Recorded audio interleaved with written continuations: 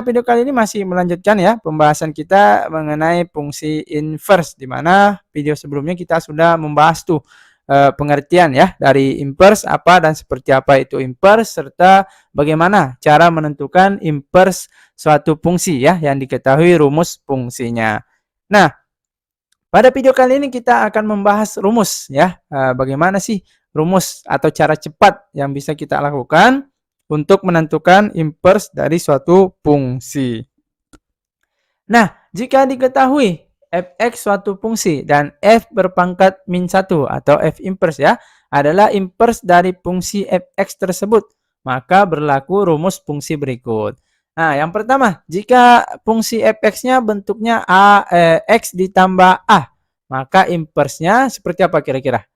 Nah, ingat pengertian inverse kemarin yaitu kebalikan gitu ya. Sehingga jika ada fungsi nih yang bentuknya x ditambah a, fokusnya yaitu pada variabel x-nya ya. Di sini x-nya ditambah a. Maka kebalikannya gimana? Jelas ya, x dikurang a ya. Jadi jika ada fx bentuknya x tambah a, maka inverse-nya adalah x dikurang a. Kebalikannya ya, ditambah dikurang. Gitu ya. Nah, ini rumus yang pertama. Kemudian yang kedua, jika ada fungsi fx bentuknya perkalian ya, a dikali x, maka inverse-nya gimana kira-kira? Yaitu dibagi. Kalau di sini fungsinya x dikali a, maka kebalikannya atau inverse-nya yaitu jelas x dibagi a ya. Oke. Kemudian yang ketiga. Nah, yang ketiga ini yang sering ya muncul ya terkait dengan fungsi inverse. Biasanya bentuk fungsi yang akan kita tentukan inverse-nya bentuknya seperti ini, pecahan ya. Bentuknya ax tambah b per cx tambah d. Nah, kira-kira kalau bentuknya seperti ini, rumus inverse-nya gimana tuh, teman-teman? Nah, jadi rumusnya inverse-nya yaitu min dx ditambah b per cx dikurang a. Wah, gimana tuh? Nah, coba perhatikan di sini. Ya, perhatikan ax tambah b menjadi min dx tambah b. Posisi b-nya tetap ya, tidak berubah. Per cx tambah d menjadi cx dikurang a. Cx-nya juga tetap. Berarti yang ditukar yang mana nih? Yaitu posisi a dan d. Semula ax per d menjadi min dx per a. Posisinya ditukar dan dikalikan min. Gitu ya. Dari ax per d menjadi min dx per min a. Gitu ya.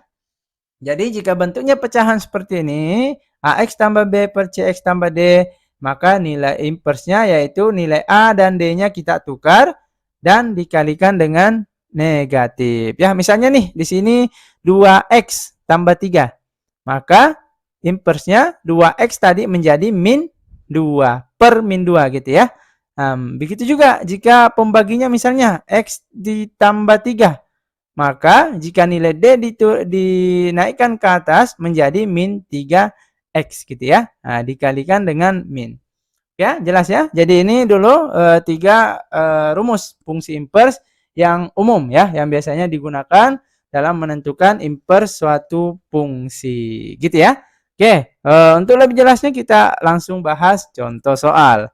Yang pertama, inverse dari fungsi fx sama dengan x tambah 3 adalah, nah kita lihat bentuk fungsinya ini sesuai dengan rumus yang pertama ya. Fx sama dengan x ditambah a. Di sini x tambah 3. Maka inverse-nya gimana? Nah, tinggal kebalikannya. X ditambah 3, maka inverse-nya x dikurang 3. Simple ya? Simple banget ya. Jadi itu gunanya kita juga mengetahui rumus yang ada. Oke ya? Nah, namun perlu juga kita lakukan pembuktian ya, sehingga kita betul-betul yakin nih bahwa rumus yang ada memang dapat kita gunakan ya di semua soal yang ada sesuai dengan bentuk soalnya tentunya ya. Oke, kita buktikan dulu nih ya, apakah benar fx sama dengan x tambah 3 inverse-nya adalah x dikurang 3. Masih ingat langkah-langkah menentukan inverse fungsi kemarin? Ada 3 ya. Yang pertama, kita ganti dulu fungsi fx-nya menjadi y. Kemudian langkah yang kedua, cari persamaan x-nya. Yang ketiga, persamaan x itulah inverse dari fungsi yang ada. Sehingga variabel y-nya kita ganti juga menjadi variabel x gitu ya. Jadi ada 3 langkah. Jadi yang pertama tadi ganti fx-nya menjadi y. Fx ganti menjadi y. Diperolehlah Y sama dengan X tambah 3. Langkah pertama. Langkah yang kedua, setelah fungsi fx-nya diganti dengan Y, kita cari persamaan X. Ya, sebagai kebalikan, ya, sebagai inverse. Ini kan Y sama dengan, maka kebalikannya kita mau cari X sama dengan. Nah, X-nya di sini ada di ruas kanan, gitu ya. Sehingga kalau kita mau cari X sama dengan 3 di sini, kita harus pindahkan ke ruas kiri. Di ruas kiri masih ada Y tapi, ya. Nah, sehingga plus 3 pindah ruas jadi negatif, ya, tandanya berubah. Inilah persamaan X-nya. X sama dengan Y dikurang 3. Atau kita tukar posisinya nih, biar lebih jelas. Nah, itu dia ya. Jadi Y, X sama dengan Y dikurang 3. Dari fungsi Y menjadi fungsi X. Itulah inverse-nya. Nah, persamaan X inilah yang menjadi inverse dari fungsi fx yang ada. Sehingga kita tulis X itu sama saja F inverse X. Karena fungsinya di sini fungsi X, maka variabel Y yang ada di ruas kanan kita ganti menjadi X. Sehingga Y dikurang 3 menjadi X dikurang 3. Itulah inverse dari fungsi fx yang ada. Ternyata sama ya. Dengan rumus cepat tadi dan pembuktian ya, langkah-langkah tadi diperoleh inverse yang sama, X dikurang 3. Sehingga rumus pertama terbukti. Gitu ya. Oke, jelas ya? Nah, jelas. Yang kedua, untuk rumus yang kedua. Misalnya ada fungsi fx bentuknya 2x, maka bagaimanakah inverse-nya? Nah, perhatikan.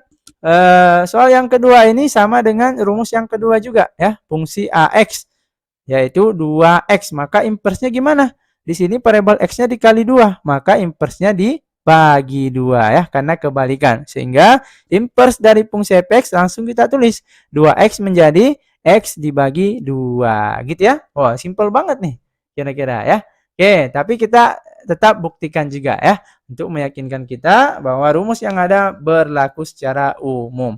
Oke, dari soal yang ada fx sama dengan 2x, maka langkah pertama tadi apa?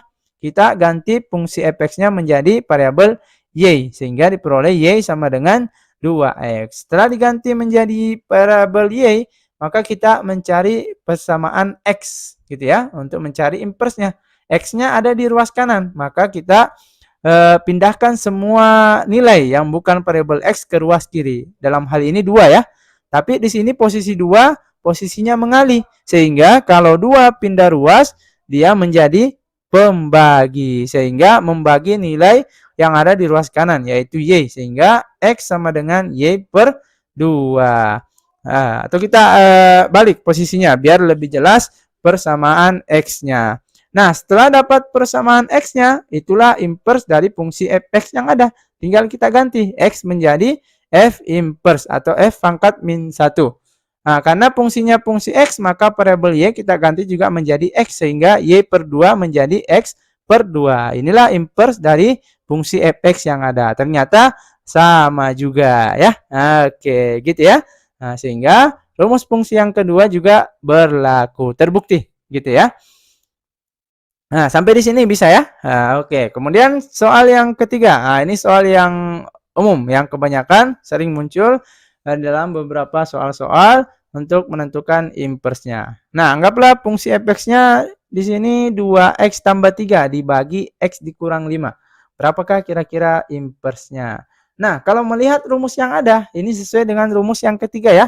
Ax tambah b per cx tambah d. Maka inverse-nya apa tadi? A dan D-nya ditukar dan dikalikan negatif. Sehingga di sini yang nilainya A dan D yang mana? A-nya 2 ya. D-nya min 5. Ingat, tanda ini punya nilai yang di belakang. Sehingga jangan sampai nanti teman-teman ambil 5 saja. Ya, tetap diambil tandanya. Oke, sehingga 2 dan min 5 ini kita tukar nih posisinya.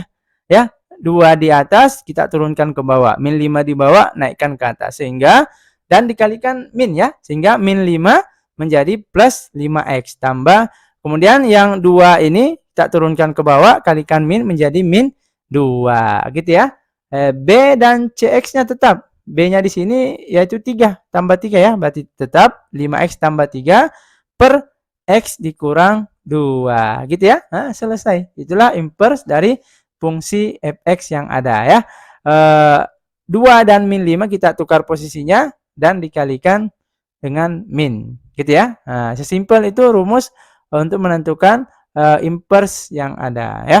Nah, tapi kita buktikan juga ya. Agar kita yakin nih bahwa benar rumus yang ada itu terbukti dan bisa dipakai secara umum. Oke, pembuktian dari fungsi yang ada yaitu 2x tambah 3 per x dikurang 5. Lagi-lagi langkah yang pertama tadi ganti fx menjadi y ya, sehingga diperoleh y sama dengan 2x tambah 3 per x dikurang 5. Langkah selanjutnya kita mencari persamaan x. Nah, gimana kira-kira tuh? Kalau bentuknya seperti ini, masih ingat video kemarin? Dikali silang ya. Anggaplah di ruas kiri di sini y per 1 ya. Sehingga satunya dikali ke 2x tambah 3, y-nya dikali x dikurang 5. Sehingga diperoleh y dikali x dikurang 5 sama dengan 2x tambah 3. Gitu ya, dikali silang. Kemudian di sini ada perkalian nih, ada tanda kurung. Artinya y dikali masuk ke dalam ya.